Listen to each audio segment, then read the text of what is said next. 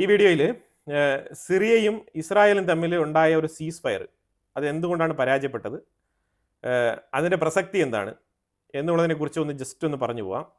അതിലുപരിയായിട്ട് ഗാസയിൽ നടക്കുന്ന വിഷയവും അതുപോലെ ആണ് ഈ സുന്നികൾ ഇങ്ങനെ ഈ തോക്കും പിടിച്ചുകൊണ്ട് ഇങ്ങനെ കൂട്ടം കൂട്ടമായിട്ട് ഇങ്ങനെ വണ്ടികളിൽ വന്ന് ഇങ്ങനെ എത്തുന്നത് എന്നുള്ളത്, ഈ സംസ്ഥാന സമ്മേളനത്തിന് പോകുന്ന കണക്ക് വന്നത് എന്തിനാണ് എന്നുള്ളതൊക്കെ ഒന്ന് നമുക്ക് മനസ്സിലാക്കി പോകണമെന്നുണ്ടെങ്കിൽ ചെറിയ വിഷയങ്ങൾ ഇതിൻ്റെ ബാക്ക്ഗ്രൗണ്ടിലൊന്ന് പറഞ്ഞു പോകണം.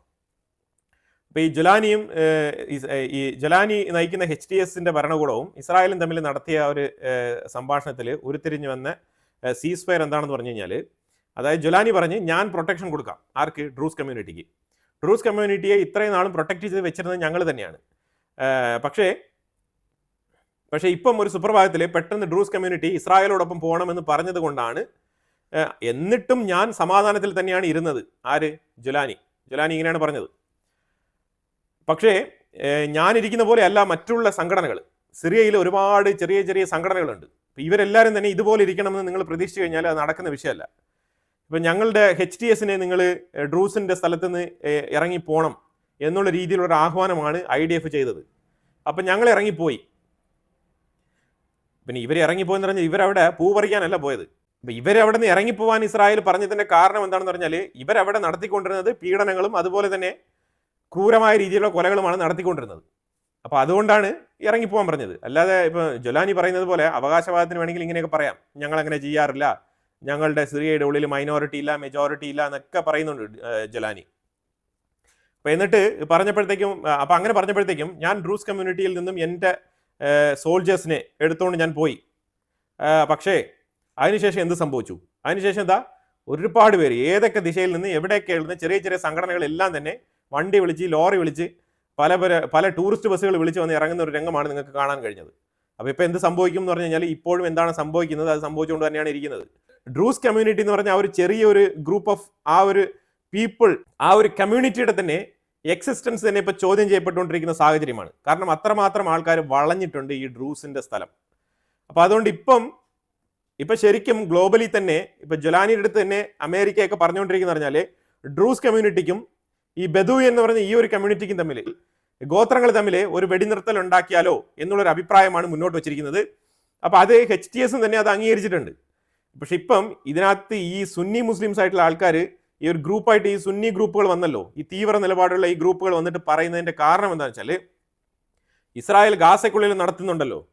അപ്പോൾ അതുപോലെ ഇസ്രായേലിനെ സപ്പോർട്ട് ചെയ്യുന്ന രീതിയിലുള്ള ഈ ഒരു ഡ്രൂസ് കമ്മ്യൂണിറ്റിക്കെതിരെ ഞങ്ങൾ വരുന്നു. കാരണം സിറിയ എന്ന് പറഞ്ഞ രാജ്യത്തിൻ്റെ ഉള്ളിൽ സ്റ്റേ ചെയ്യുന്ന, അവിടെ ഒരു പ്രൊവിൻസ് ആയിട്ട് തന്നെ നിലനിൽക്കുന്ന, സെപ്പറേറ്റ് ഓട്ടോണമിയോ എന്തോ ആയിക്കോട്ടെ, സ്റ്റിൽ ഈ ഡ്രൂസ് കമ്മ്യൂണിറ്റി താമസിക്കുന്ന ഈ സ്ഥലങ്ങളെല്ലാം തന്നെ സിറിയക്കുള്ളിലാണ്. അപ്പോൾ അങ്ങനെ നമ്മുടെ രാജ്യത്തിൽ ഇരുന്നുകൊണ്ട് ഗസയിൽ പാലസ്തീനെതിരെ യുദ്ധം നടത്തിക്കൊണ്ടിരിക്കുന്ന ഇസ്രായേലിനെ സപ്പോർട്ട് ചെയ്തുള്ള ഒരു പ്രഖ്യാപനം നടത്തിയ ആൾക്കാരാണ് ഡ്രൂസ്.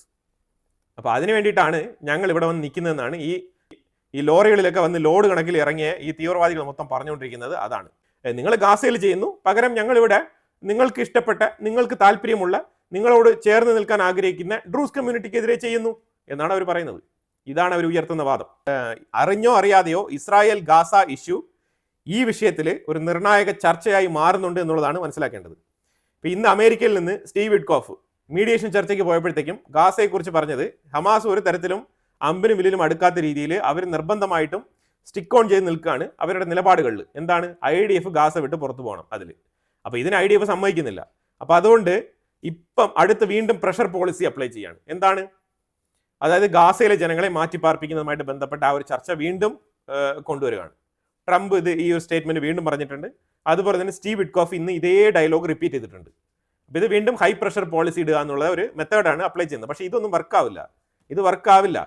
പക്ഷേ മറ്റൊരു സൈഡിൽ ഇസ്രായേൽ തകർത്ത് വെച്ച് അറ്റാക്ക് ഗാസയ്ക്കുള്ളിൽ നടത്തുകയാണ്. ഇന്നൊക്കെ 89ഓളം പേര് ഒരു അറ്റാക്കിൽ കൊല്ലപ്പെട്ടു എന്നാണ് വാർത്ത പുറത്തു വരുന്നത്. ആ രീതിയിലുള്ള ആക്രമണങ്ങൾ ഗാസയ്ക്കുള്ളിൽ ഇസ്രായേൽ നടത്തുന്നുണ്ട്. ഇസ്രായേൽ സംബന്ധിച്ചിടത്തോളം ഡ്രൂസ് കമ്മ്യൂണിറ്റിക്ക് വേണ്ടിയിട്ട് കുറച്ച് IDFൽ തന്നെയുള്ള ആൾക്കാരെ അയച്ചിട്ടുണ്ട്. എവിടെ? ഡ്രൂസ് കമ്മ്യൂണിറ്റി താമസിക്കുന്ന ആ ഇസ്രായേലിനോട് ചേർന്ന് കിടക്കുന്ന ആ ഒരു സൈഡിലേക്ക്.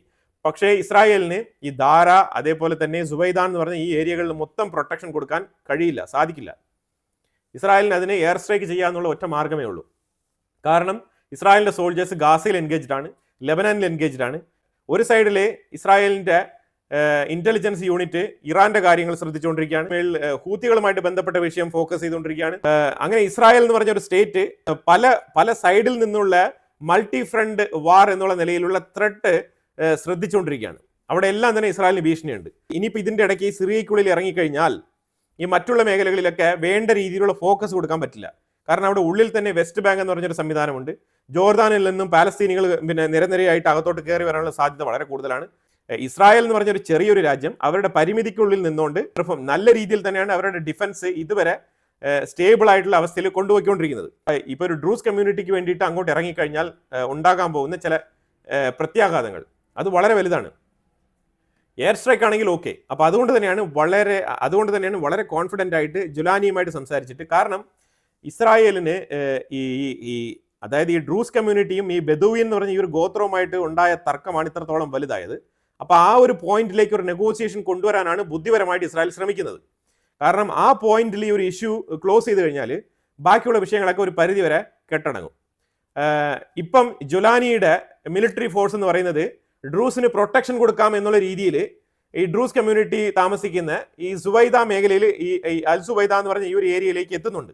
അവർ മടങ്ങിയെത്തി ഈ ഒരു ഡ്രൂസ് കമ്മ്യൂണിറ്റിക്ക് പ്രൊട്ടക്ഷൻ കൊടുക്കാം എന്നാണ് പറയുന്നത്. പക്ഷേ അത് വെറും ഫേക്ക് ആയിട്ടുള്ള സ്റ്റേറ്റ്മെന്റ് മാത്രമാണ്. കാരണം ഇപ്പോഴും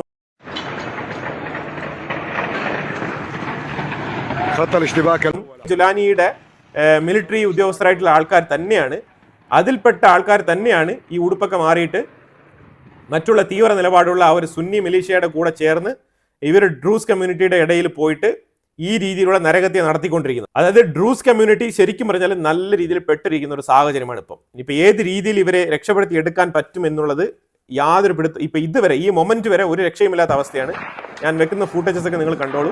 രാവിലെയും വൈകുന്നേരവും വെച്ചതിനേക്കാളും എല്ലാം ആ സിറ്റി വളരെയധികം മാറിയിരിക്കുന്നു. അൽ സുവൈദ എന്ന് പറഞ്ഞ ആ ഒരു സ്റ്റേറ്റ് വളരെയധികം മാറിയിരിക്കുന്ന ഒരു സ്ഥിതിയാണ് നമുക്കിപ്പോൾ കാണാൻ കഴിയുന്നത്. കാരണം അത്രമാത്രം അവിടെ നാശനഷ്ടങ്ങൾ സംഭവിച്ചിട്ടുണ്ട്. ശരിക്കും അലങ്കോലപ്പെട്ടിരിക്കുന്ന ഒരു സാഹചര്യമാണ്. അതായത് ഒരു ഷോപ്പുകളില്ല, ബിൽഡിങ്ങുകളെല്ലാം കത്തിക്കൊണ്ടിരിക്കുകയാണ്. എല്ലാ സ്ഥലങ്ങളിൽ നിന്നും പുക ഉയർന്നുകൊണ്ടിരിക്കുന്ന സാഹചര്യമാണ് അവിടെ ഇപ്പം നിലനിൽക്കുന്നത്. ഇതെല്ലാം തന്നെ സൂചിപ്പിക്കുന്നത് തീർച്ചയായിട്ടും നിരവധി പേര് ഈ ഡ്രൂസ് കമ്മ്യൂണിറ്റിയിൽപ്പെട്ട ആൾക്കാർ കൊല്ലപ്പെട്ടിട്ടുണ്ട്. അതാണ് നമുക്ക് പ്രത്യക്ഷത്തിൽ മനസ്സിലാക്കാൻ പറ്റുന്നത്. അപ്പോൾ ഇത് എത്രയും വേഗം ഒരു സീസ് ഫയർ ഡീൽ കൊണ്ടുവന്നെങ്കിലും ഈ ജുലാനിയെ വെച്ച് തന്നെ ഈ മുള്ളെടുക്കുക എന്നുള്ള രീതിയിൽ പറയുന്ന പോലെയുള്ള ഒരു മെത്തേഡാണ് അമേരിക്കയും ഇസ്രായേലും ഇടപെട്ടുകൊണ്ട് ഇതിനു വേണ്ടി ശ്രമിക്കുന്നത്. അല്ലാത്ത പക്ഷം ഏറ്റവും കൂടുതൽ മിലിറ്ററി അവിടെ ഇറക്കി സിറിയ ഡ്രൂസ് കമ്മ്യൂണിറ്റിക്ക് വേണ്ടി മാത്രം അവിടെ ഇറങ്ങിക്കഴിഞ്ഞാൽ ഇറാഖ്, സിറിയ, തുർക്കി ഉൾപ്പെടെയുള്ള രാജ്യങ്ങളുടെ മൊത്തം മിലീഷ്യ ഗ്രൂപ്പുകൾ 10-45-50 ഗ്രൂപ്പുകൾ ഉണ്ടെന്നാണ് പറയുന്നത്. ഇത്രയും ഗ്രൂപ്പുകൾക്കെതിരെ പോയി അവിടെ നിന്ന് പൊരുതേണ്ടി വരും. അത് ഇസ്രായേലിന് വൻ നഷ്ടവുമാണ്, സമയനഷ്ടം. അതുപോലെ തന്നെ അവിടെയും പോയി കഴിഞ്ഞാൽ എത്ര ഇസ്രായേലി സോൾജേഴ്സ് അവിടെയും നഷ്ടപ്പെടും എന്നുള്ളത് ഒരു നിശ്ചയമില്ലാത്ത കാര്യമാണ്. അതുകൊണ്ട് തന്നെ കുറച്ച് ഇന്റലിജന്റ് ആയിട്ട് ആലോചിച്ച് വളരെ കൃത്യമായിട്ട് ചെയ്യേണ്ട കാര്യങ്ങൾ മെഷർ ചെയ്ത് ചെയ്യാനാണ് ഇസ്രായേൽ ഇത്തവണ പദ്ധതി ഒരുക്കിയിരിക്കുന്നത്. പക്ഷെ തീർച്ചയായിട്ടും ഇതിനകത്ത് എന്തെങ്കിലും രീതിയിൽ ഇടപെടും. അതായത് HTS ജുലാനിയെ കൊണ്ട് സാധിക്കുന്നില്ല എന്നുണ്ടെങ്കിൽ മാത്രം ഇടപെടും എന്നാണ് മനസ്സിലാക്കാൻ പറ്റുന്നത്. ഈ ഇസ്രായേലിന് വേണ്ട സ്ഥലങ്ങൾ അത് ശരിക്കും അമേരിക്കയെ വെച്ച് ജുലാനി എടുത്ത് സംസാരിച്ചാൽ ഉറപ്പായിട്ടും ഇസ്രായേലിന് അവർ കൊടുക്കും. ഇസ്രായേലിന് ഡേവിഡ് കോറിഡോർ എന്ന് പറഞ്ഞൊരു പ്ലാൻ ഉണ്ട്. ആ ഡേവിഡ് കോറിഡോറിനെ കുറിച്ച് ഞാൻ വേറൊരു വീഡിയോ ചെയ്യാം. അപ്പോൾ എന്തായാലും ഇപ്പം നിലവിലെ സ്ഥിതിഗതികൾ ഇതാണ്. പിന്നെ ഈ ഡ്രൂസ് കമ്മ്യൂണിറ്റിയിൽ അവരുടെ ഫോഴ്സ്, ഡ്രൂസ് കമ്മ്യൂണിറ്റിക്ക് ഒരു ഫോഴ്സ് ഉണ്ട്. ആ ഫോഴ്സിന് അവർ ഡിഫൻസ് ഫോഴ്സാണ്. ആ ഫോഴ്സിന് ട്രെയിനിങ് കൊടുക്കുന്നതും അതുപോലെ തന്നെ അവരെ പ്രാക്ടീസ് ചെയ്യുന്നതും ഒരു പരിധി വരെ അവർക്ക് ഫണ്ടും കാര്യങ്ങളൊക്കെ കൊടുത്ത് സഹായിക്കുന്നത് എല്ലാം തന്നെ ഇസ്രായേലാണ്. ഈ ഡ്രൂസ് കമ്മ്യൂണിറ്റിയിൽപ്പെട്ട ഇസ്രായേലിനുള്ള IDF സോൾജേഴ്സ് തന്നെയാണ് അവിടെയും പോയി ട്രെയിനിങ് കൊടുക്കുന്നത്. ഇസ്രായേലിന്റെ എല്ലാ വിധത്തിലും ഇല്ലെങ്കിലും പല രീതിയിലുള്ള IDF ടാക്ടിക്സ് ഒക്കെ അറിഞ്ഞ ആൾക്കാർ തന്നെയാണ് ഈ ഡ്രൂസിന്റെ ഫോഴ്സിലുള്ളത്.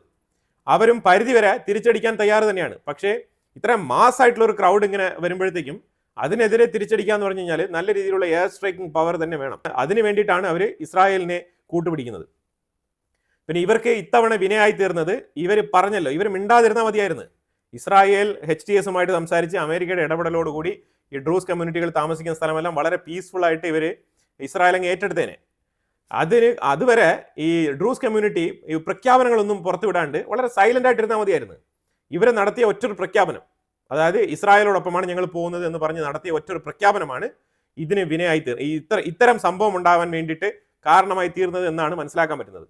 അതിൽ പ്രധാനപ്പെട്ട ഒരാളെന്ന് പറഞ്ഞാൽ ഡ്രൂസിന്റെ ലീഡർ ആയിട്ടുള്ള ഒരു വ്യക്തി ജബൽ അൽ ഡ്രൂസ് എന്നാണ് ഇയാളുടെ പേര്. ജബൽ അൽ ഡ്രൂസ് ഇയാളാണ് ഈ ഡ്രൂസ് കമ്മ്യൂണിറ്റിയുടെ ദാര സുവൈദ എന്ന് പറഞ്ഞ ഈ മേഖലയിലും ഈ കൊനഡ്ര മേഖലയിലൊക്കെ താമസിക്കുന്ന ഡ്രൂസിന്റെ ഹെഡ് ഓഫ് പേഴ്സൺ, ഇയാളാണ് തലപ്പത്തുള്ള ഒരു HOD എന്ന് വേണമെങ്കിൽ പറയാം. ആ തലപ്പത്തുള്ള ആളാണ് ഈ ജബൽ അൽ ഡ്രൂസ് എന്ന് പറഞ്ഞ ഈ വ്യക്തി. അപ്പൊ ഈ വ്യക്തിയാണ് പറഞ്ഞത് ഞങ്ങളുടെ നിലപാട് എപ്പോഴും ഇസ്രായേലിനോടൊപ്പം ചേരുക എന്നുള്ളതാണ് എന്നുള്ളൊരു സ്റ്റേറ്റ്മെന്റ് ആണ് പുള്ളി പറഞ്ഞത്. ഇതേ വ്യക്തി തന്നെയാണ് ഇസ്രായേലിന്റെ അടുത്ത് സപ്പോർട്ട് ചോദിച്ചതും. ഈ വ്യക്തിയുമായിട്ട് തന്നെയാണ് ഇസ്രായേൽ പലപ്പോഴും കൂടിക്കാഴ്ചകൾ നടത്തുന്നതും. ഇനി അതുമായിട്ട് ബന്ധപ്പെട്ട് എന്തൊക്കെ നെക്സ്റ്റ് ഇതിലേക്ക് നടപടികൾ എടുക്കാം, എങ്ങനെ ഈ പ്രശ്നത്തിനെ ഒന്ന് അമിക്കബിളി റിസോൾവ് ചെയ്യാം എന്നുള്ള നിലയിലുള്ള ഡിസ്കഷൻസ് എല്ലാം അവിടെ നടക്കുന്നുണ്ട്. ഈ വിഷയത്തിൽ കൂടുതൽ അപ്ഡേറ്റ്സ് വരുന്ന മുറയ്ക്ക് അടുത്ത വീഡിയോയിൽ ആഡ് ചെയ്യാം. ഇതിനെക്കുറിച്ചുള്ള അഭിപ്രായങ്ങൾ കമന്റ് ബോക്സിൽ രേഖപ്പെടുത്തുക. കൂടുതൽ വിഷയങ്ങളുമായിട്ട് അടുത്ത വീഡിയോയിൽ വരാം. Thank you so much.